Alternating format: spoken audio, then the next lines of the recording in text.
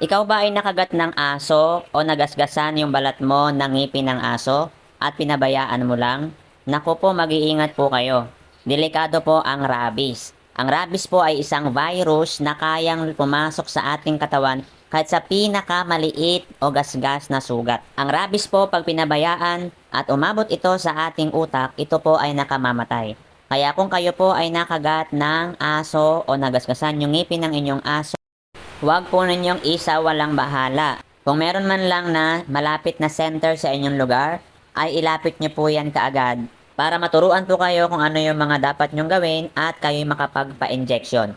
Huwag po ninyong hahayaan na hindi po kayo ma-injectionan ng anti-rabies po.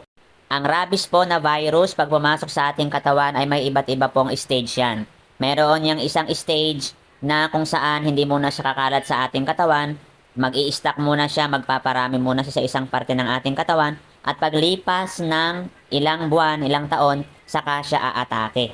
Ang akala po natin, baliwala lang dahil hindi naman malalim ang sugat, pero paglipas pala ng ilang buwan, ilang taon, biglang makikita na lang yung sintomas, malala na. Meron pong isang kaso na lalaki, na bata pa, na may pamilya, na siya ay nagasgasan ng ngipin ng aso. Dahil hindi naman malalim yung pagkakagat sa kanya, pinabayaan lang niya yon.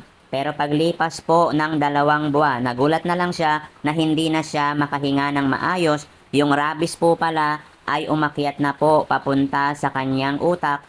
Hindi na niya makontrol yung kilos ng kanyang katawan. Hirap na rin siyang makahinga at yun po ang kanyang kinamatay. Kaya mag-iingat po tayong mabuti lalo na sa mga kagat ng hayop at sa rabies. Ano po ang gagawin kapag tayo ay nakagat o nagasgasan ng ngipin ng aso o ng pusa? Ang gagawin niyo po, kumuha po kayo kaagad ng baretang sabon at sa umaagos na tubig o gripo, doon po ninyo sabuning mabuti at hugasang mabuti ang napagkagatan ng aso. Saka po kayo pumunta sa pinakamalapit na center. Ngayong nalaman niyo po ang impormasyong ito, huwag niyo pong kakalimutang ibahagi at paalalahanan ng inyong mga mahal sa buhay, mga kaibigan at mga kakilala.